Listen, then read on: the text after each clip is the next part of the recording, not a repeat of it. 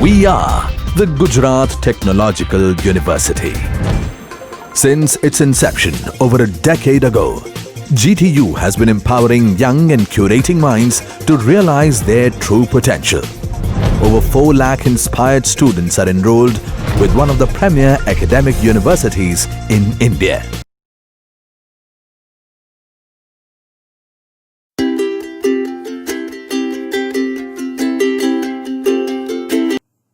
Hello everyone, this is Dr. CJ and today we will discuss in this video about the characteristic of the suspension in the chapter coarse dispersion in the subject physical pharmaceutics 2. So first we will see over here in this chapter the characteristic of different types of suspension and their differences. So mainly there are 2 types of suspension we have on the basis of their behavior and on the basis of their nature. We can say there are the 2 types of suspension, deflocculated system and flocculated system. So over here we will see the difference in between them. The deflocculated system, it will have the pleasant appearance because of uniform dispersion of the particle. Here the dispersed phase, it will be distributed in throughout the dispersion medium. So that's why the uniform dispersion, the dispersed phase that has been dispersed throughout the dispersion medium, that means solute has been dispersed in a solvent. So that's why the appearance that is pleasant, it means it looks like a uniform. Then in case of flocculated system, it's somewhat unsightly sediment and clear supernatant layer. Here initially when the flocculated system will be formed, so at that time the sedimentation process will be started. So that's why the supernatant layer, there will be not any presence of solute molecule. So that's why it will look like a clear layer and the slight unslide sediment will be observed in our product. Then in case of deflocculated system, supernatant remain, it will cloudy, whereas in case of flocculated system, supernatant layer, it will be clear, because here the sedimentation rate in case of deflocculated system, that is very low.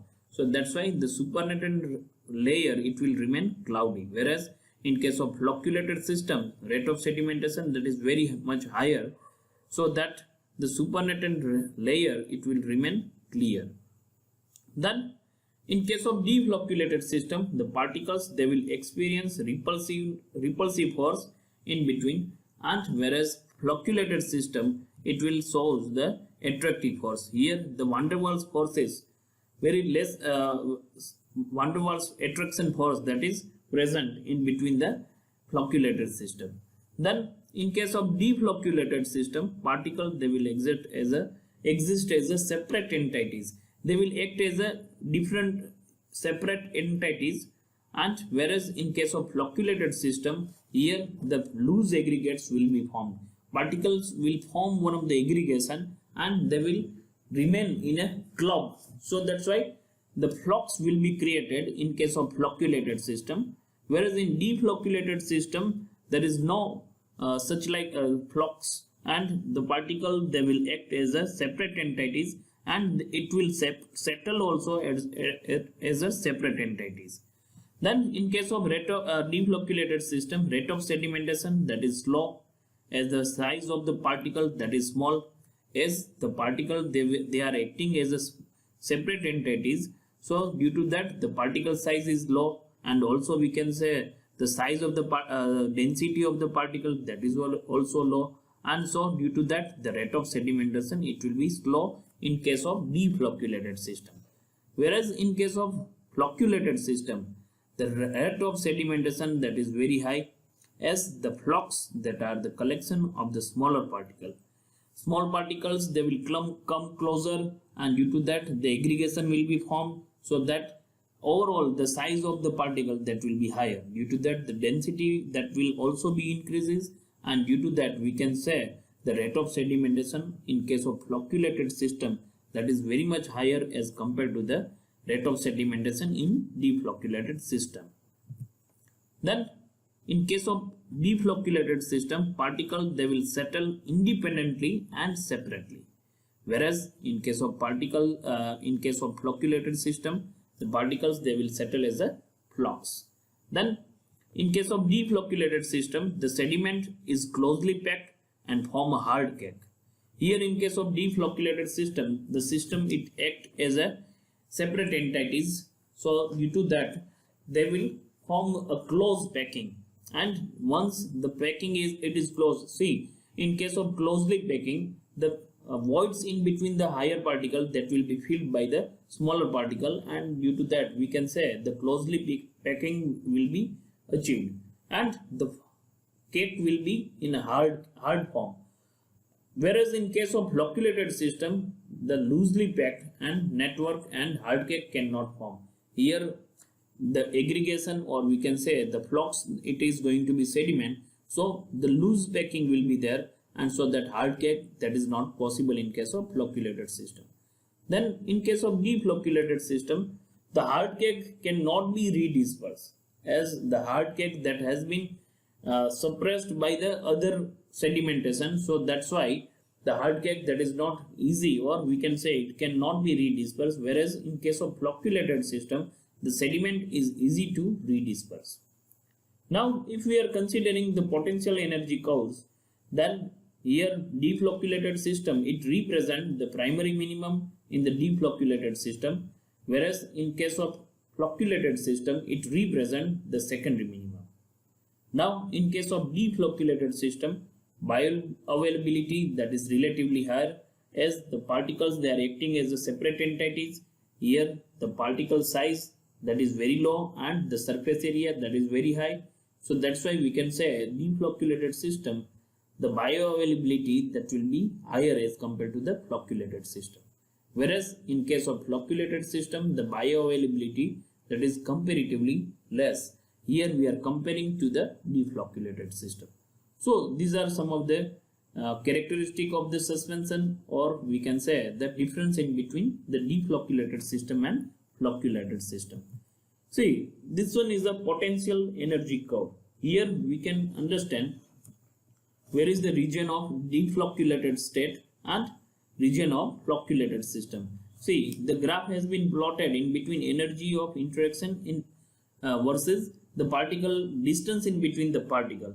See, on x-axis there is a distance in between the particle. On x-axis the particle distance in between the particle, that is going to be raised. So if we are considering about the deflocculated system, then this one is the region for the deflocculated system, which is represented by the primary minimum. Here the particles they are forming the hard cake, and due to that they are not easy to redisperse.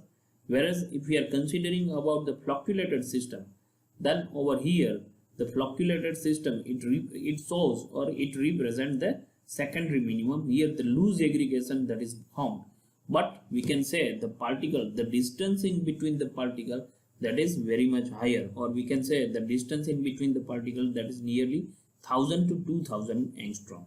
So on the basis of potential energy curve, we can say these facts about the deflocculated system and about the flocculated system. We will see this in a detail. First one, deflocculated suspension. Here in case of deflocculated system, the particles they possess some charge. That means some charge it will be present on the particle. So due to the presence of the charge, there will be the repulsive forces in between the particle. So these forces, it will create a high potential barrier, and due to this high potential barrier, it will prevent the aggregation. So due to this, the aggregation will be prevented, and this is denominated with the primary minimum in case of deflocculated system. Here the rate of sedimentation in case of deflocculated system, that is low. During storage, as per the size and density, there will be the sedimentation. Here what happens, first the higher size particle, naturally we can say the density which have the higher density, the particle it will show higher rate of sedimentation. So once the higher rate, or we can say the higher size particle, it will be sedimented, then afterwards the small size particle it will be sedimented in between the voids that is present in between the higher size particle. So due to such type of pattern, it will show the close packing. Then Afterwards, once the we can say over here in case of deflocculated system, first layer when it comes to the ground state, or we can say it will be sedimented. Afterwards, the second layer it will come, then afterwards the third layer it will come. So due to that, the lower layer it will be affected by the higher layer, and due to that it overcome the energy barrier, and the strong attraction forces will be built up in between the particles that has been sedimented at the bottom. So due to this it will form the hard cake. So primary minimum, or we can say the energy barrier, if we are considering the potential energy barrier, then it will be overcome when there will be the sedimentation in case of deflocculated system. So due to that, the hard cake will be formed, and such type of hard cake it will not be redispersed, or we can say the redispersion, that is very much difficult in case of deflocculated suspension. So this is one of the disadvantage in case of deflocculated suspension. Otherwise, we can say the bioavailability that is very much higher as compared to the flocculated system. Then in case of flocculated suspension, here it shows the secondary minimum. Here the particles, they are separated by 1000 to 2000 angstrom through each other, and particles, they are loosely structured. Here the van der Waals forces that is present in between the particle, and they are easily dispersible, or we can say once they are sediment, then they are easy to redisperse. So if we are comparing these two, deflocculated and flocculated suspension, then flocculated suspension that is very much good as compared to the deflocculated system. So here we have discussed about the characteristic of flocculated and deflocculated suspension, and also we have derived about the difference in between the flocculated and deflocculated suspension. Thank you for watching this video.